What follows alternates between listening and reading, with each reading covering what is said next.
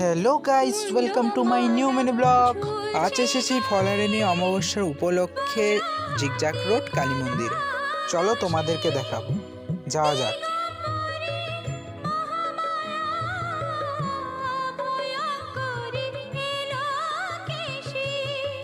ফলদান করছে।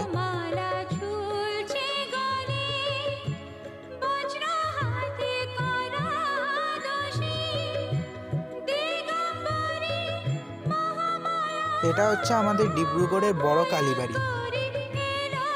তোমাদেরকে দেখাচ্ছি, চলো যাওয়া যাক।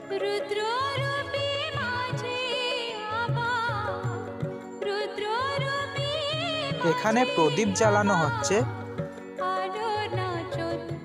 এখানে ফলদান করছে।